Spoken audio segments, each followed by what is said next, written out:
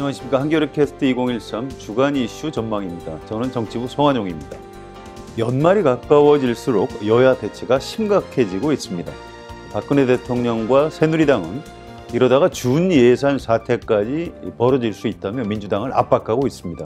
반면에 민주당은 이러지도 저러지도 못하고 전국의 주도권을 빼앗긴 채 질질 끌려다니고 있습니다. 이렇게 날카로운 대치 정국이 연말까지 별다른 변화 없이 이어질 것 같습니다. 오늘은 답답한 정국을 잠깐 떠나서 내년 지방선거 얘기로 한겨레 캐스트를 진행하겠습니다. 내년 6월 4일 전국 동시지방선거가 치러지는데요. 모든 지역이 다 중요하겠지만 역시 서울시장과 경기지사를 어느 쪽에서 차지하느냐가 가장 큰 관심사입니다. 워낙 상징성이 큰 자리이기 때문입니다. 정치부 김종철 기자와 함께 정가에 관심이 모아지고 있는 서울시장, 경기지사 얘기를 해보도록 하겠습니다. 김종철 기자 안녕하세요. 안녕하십니까. 먼저 서울시장 얘기를 해볼까요? 박원순 시장이 재선에 도전하겠다 이런 의사를 밝혔죠. 네. 재선에 성공한 서울시장이 있었나요? 새누리당 시장이었던 오세훈 시장이 재선에 성공했었죠. 아, 네, 그렇군요. 2006년에 출마해서 한 번 됐고 2010년 지방선거 때 재선에 성공했었는데 그 이후에 그 무상급식 문제를 놓고 주민 투표를 해서 본인이 이제 시장직을 걸었지 않습니까? 그래서 관두게 됐죠. 일단 오세훈 시장이 재선에 성공했었습니다. 2011년 재보궐선거에서 박원순 그렇죠. 시장이 당선이 된 것이죠. 예. 자, 알겠습니다. 박원순 시장은 2017년 대통령 선거에는 나가지 않겠다 이렇게 네. 밝혔는데요. 벌써부터 대선 어떤 불출마 의사를 좀 분명하게 밝힌 이유는 뭘까요? 올해 유난히 보면 내년 선거를 앞두고 이 지방선거 재도전에 나서는 현역 단체장들이 많습니다. 많은데 어떤 사람은 오히려 대선 도전 의사를 밝히는 사람이 있는가 하면은 박원순 시장 같은 경우는 이제 다음 대선에 나는 안 나간다라는 걸 확실하게 밝혔지 않습니까? 그게 이제 지난달 그 관훈클럽에서 한 이야기인데 네. 그렇게 대선 불출마를 명확하게 하는 게 득표라든지 자신의 어떤 정치 행보에 도움이 된다 이렇게 판단한 것 같습니다. 대통령 선거에 출마할 그렇죠. 가능성을 열어놓는다면 네. 내년 재선에서 서울시장 부담이 된다고 당선이 쉽지 않을 수도 있다. 이렇게 판단한 거겠죠. 예. 그 이유는 가장 큰 거는 아무래도 안철수 의원의 그 어떤 지지자들이라든지 이쪽 때문에 그런 게 아닌가 싶습니다. 2011년 보궐선거 할 때 박원순 시장이 안철수 의원으로부터 그때 양보를 받아서 됐었는데 그리고 지금도 사실은 이제 안철수 의원 지지자들이 어떻게 하느냐에 따라서 박원순 시장의 재선 여부가 달려 있다고 봐도 좋습니다. 어차피 여당은 뭐 하나로 똘똘 여당 지지자들은 뭉쳐 있는데 야당 지지자들은 기존 야당 지지자들에다가 안철수 의원 지지자들이 합쳐져야지 이길 수 있는 상황인데 지금 박원순 시장이 사실은 이제 서울시장이 됨으로 인해서 대선 주자로 부상을 했지 않습니까? 그러니까 한 번 더 되면은 훨씬 더 강력한 야권의 대선 주자가 되는데 안철수 의원 지지자들이 볼 때는 이게 뭐 안철수 의원의 가장 큰 라이벌이죠. 정치적인 라이벌이니까 시장 선거에 재선하는 게 안철수 의원한테 도움이 안 되겠다 이렇게 생각할 수 있지 않습니까? 네. 그러니까 2017년에는 그렇죠. 안철수 의원이 대통령 선거에 나갈 가능성이 높으니 나는 그 선거에 나가지 않겠다. 그렇게 그러니까 미리 이번 선을 그어줘야지 지방선거에서는 나를 도와달라. 도와주세요. 뭐 이런 메시지로 봐야 될 것 그런 같습니다. 얘기군요. 네. 설명을 들으니까 좀 알 수 있을 것 같습니다. 자, 민주당 안에서 혹시 박원순 시장에 도전하는 다른 정치인들이 있나요? 민주당에서는 박원순 시장한테 도전한 사람이 없습니다. 네, 없다고 봐야죠. 박원순 시장을 제치고 누가 뭐 시장 후보로 나가서 그 여권 후보를 이길 수 있는 사람이 없기 때문에 민주당으로서는 어떻게 하든지 간에 박원순 시장을 그대로 존속시켜서 어떻게 하든지 서울시장을 다시 이기는 게 목표이기 때문에 박원순 시장을 추대해서 선거를 치르자 이런 분위기가 많습니다. 알겠습니다. 안철수 의원이 신당을 만들겠다고 했는데요. 서울시장 후보를 낼 가능성은 없을까요? 굉장히 고민이 될 겁니다. 일단 당을 만들면은 사실은 이제 서울시장 같은 경우는 상징적이기 때문에 여기서 후보를 안 내는 것도 이상하고 그렇다고 후보를 내면은 이건 반드시 이제 박원순 시장이 떨어지는 구도가 결과가 나오기 때문에 그랬을 경우에 안철수 신당이 입을 어떤 정치적인 데미지라든지 이런 것들도 만만치 않을 겁니다. 야권 분열, 박원순 시장을 떨어뜨렸던 결과가 되니까요. 따라서 아마 고민을 할 텐데 제가 볼 때는 저는 결국 안 내는 쪽으로 가지 않겠느냐. 자, 새누리당 얘기를 좀 해볼까요? 김황식 전 국무총리, 또 정몽준 의원 이런 사람들 얘기를 많이 하던데요. 네. 여론조사 가상 대결에서 두 사람이 박원순 시장을 이기는 걸로 나왔죠.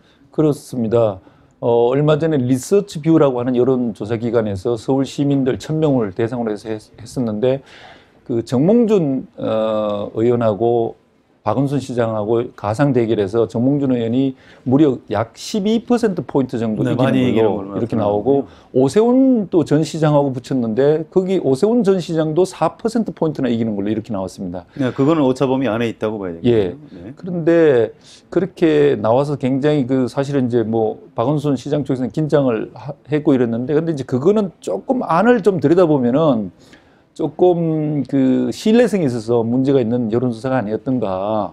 표본을 이제 정확하게 추출을 해야 되는데 이게 이제 워낙 그 ARS 조사인데다가 응답률이 낮았다고 그럽니다. 응답률이 뭐 한 자리 숫자밖에 안 됐었는데 네, 그렇군요. 그 응답했던 분들도 나중에 이제 분석을 해보니까 박근혜 지난번 대선 때 박근혜 후보를 지지했던 사람들이 60%에 이르렀고 그 문재인 후보를 지지했던 사람은 32%. 근데 실질적인 지난번에 대선 결과는 뭐 51대 49였지 않습니까? 근데 이번에 이제 응답했던 사람들은 어떻게 보면은 여당 지지자들이 좀 많았던 걸로 이렇게 보입니다. 예, 그래서 그거를 그대로 신뢰하기는 힘들지만은 그러나 어쨌든 박원순 시장이 이렇게 쉽게 이 되기는 힘들다 이런 걸 보여주는 조사로 보면 될 것 같습니다. 자, 김황식 전 총리 얘기를 좀 해볼까요? 김황식 전 총리의 경쟁력은 뭔지 참 궁금합니다. 이분이 정치인이 아닌데 서울시장에 나설 가능성이 정말로 있을까요? 어떻게 보십니까? 공식적으로는 서울시장에 나갈 뭐 생각을 안 해봤다 이렇게 말하고 있는데 실질적으로는 상당히 준비를 하고 있는 걸로 이렇게 알고 있습니다. 일단 네, 그분을 돕는 분들도 정치권에서 이미 몇 사람을 스카우트했고 또 지난번에 그 독일에 그 연수가 있으면서 본인과 가까운 뭐 교수라든지 이런 분들이 독일에 몇 차례 가서 서울시장 출마 여부를 놓고 상의를 했고 그래서 선거 출마 의지가 상당한 걸로 보입니다. 어떤 강점이 있을까요?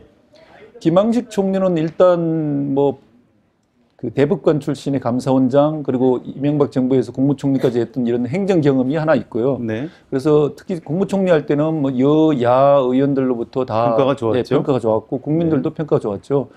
그 능력 있는 어떤 행정가 이미지에다가 또 하나는 고향이 전남 장성입니다. 네, 호남이라는 것 때문에 어쨌든 수도권의 호남, 서울 지역의 호남 표들을 고향표의 그 일부만 갖고 와도 득표가 된다 이렇게 생각하고 새누리당 의원들이나 이런 분들 중에서도 김황식 총리를 적극 미는 분들이 굉장히 많습니다. 자, 정몽준 의원이 나설 가능성도 있습니까? 정몽준 의원도 굉장히 지금 관심이 있어 합니다. 서울시장에. 2017년 대통령 선거에 나설 그렇죠. 생각인 것 아닌가요? 그렇습니다. 정몽준 의원은 일단 1차적인 목표가 대통령 선거 이번 2017년 도전이 마지막이라고 보고 거기에 이제 올인하고 있는데 이 서울시장 선거 출마는 정몽준 의원으로서는 대통령 선거로 가기 위한 징검다리로서 네. 생각을 하고 있습니다. 그거는 김황식 총리도 마찬가지고요. 그래서 일단 서울시장이 되면은 훨씬 이제 여권 내 대선 주자로서 한 단계 도약한다 이렇게 보면서 어떻게 보면 눈독을 들이고 있다 이렇게 볼 수 있습니다. 알겠습니다. 자, 이혜훈 전 의원 얘기도 나오던데요. 다른 예비 후보들이 좀 있습니까? 김성태 의원이 지금 서울 강서에서 재선 의원인 김성태 의원이 서울시당 새누리당 위원장인데 네. 김성태 의원이 관심이 있고 이혜훈 최고위원도 지금 관심이 있고 그 두 사람의 이름이 지금 나오고 있습니다. 알겠습니다. 경기지사 얘기를 좀 넘어가 볼까요? 자, 김문수 지사는 한 번 더 할 수도 있는데 안 하기로 확실히 결정을 한 건가요? 뭐 제가 볼 때는 그렇습니다. 새누리당에서 다른 후보들이 좀 너무 약하니까 김문수 지사가 한 번 더 해야 한다. 뭐 이런 주장을 하는 사람들도 있던데요. 그럴 수도 있나요? 그런 의원들이 지금 새누리당에서 많은데요. 근데 제가 볼 때는 뭐 그건 거의 가능성이 없는 걸로 이렇게 보입니다. 김문수 지사 역시 2017년 대선이 목표인데 경기지사는 이미 2번 했기 때문에 한 번 더 하는 경우는 자신한테 도움이 안 된다고 보고 일단 중앙 정치 무대로 진출해야지 그 대선 도전 가능성이 높아진다 이렇게 보기 때문에 제가 볼 때는 뭐 경기지사 도전을 받아들일 가능성이 없어 보입니다. 네.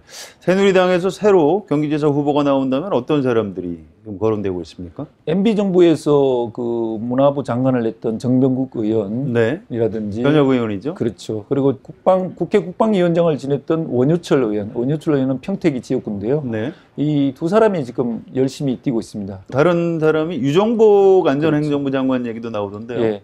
유정복 장관은 뭐 본인이 뭐 열심히 장관의 위치에 있으니까 뛰지는 못하지만은 끊임없이 지금 주요 인물 중에 하나로 거론되고 있습니다. 그렇군요. 그래서 일단 박근혜 대통령이 최측근인데다가 김포시장을 또 오래 했거든요. 그래서 그런 것 때문에 언제든지 뭐 경기도지사로 차출될 수 있는 그런 카드로 보입니다. 네. 자, 탈환을 노리는 민주당에서는 어떤 사람들이 뛰고 있습니까? 부천이 지역구인 원혜영 의원하고 경기도 수원이 지역구인 김진표 의원 이 두 사람이 가장 열심히 뛰고 있습니다. 네, 현역 의원들이죠. 그렇습니다. 원혜영 의원은 민선 부천시장을 두 번이나 하고 국회의원은 지금 현재 4선을 하고 있고요. 네. 김진표 의원은 노무현 정부 때 재경부 장관 겸 부총리를 지냈던 재무관료 출신입니다. 교육부총리도 했죠. 그렇죠. 네. 김진표 의원 같은 경우는 지난 4년 전 경기지사에도 도전을 했다가 당내 경선에서 안 됐었죠. 예, 유시민 후보에게 졌죠. 예. 당내 경선이 아니고 그렇죠. 다른 야권 단일화 정당, 후보. 유시민 후보에게 밀렸던 일이 예. 있었습니다. 자, 또 다른 분들이 있습니까? 뜻을 두고 있는 사람이 있는데 열심히 뛰는 사람들은 두 사람이고 최재성 의원이라든지 박기춘 의원 이런 사람들이 일단 뭐 거명은 되고 있습니다. 그런데 이제 민주당은 당내 경선뿐만 아니라 결국 이제 안철수 신당의 후보하고 어떻게 보면 일합을 다시 최종적으로 겨뤄야 되기 때문에 그래서 이제 누가 야권 단일화 과정이 어떻게 됐든 간에 야권을 대표할 사람이 누굴지 이 당 외 경선도 기다리고 있습니다. 안철수 의원이 신당을 만들면 경기지사로 내보낼 만한 사람은 거론되는 인물이 있습니까? 뭐 안철수 신당은 서울시장은 이계한 전 의원이 일단 민주당에서 얼마 전에 탈당해서 갔기 때문에 그 잠재적인 후보가 한 사람이 있는데 비해서 경기지사는 현재까지 별로 안 보입니다. 다만 이제 김성식 전 의원이 경기 부지사를 했기 때문에 김성식 의원 이름이 나오고 있는 정도인데 다른 사람은 아직까지 안 보이고 있습니다.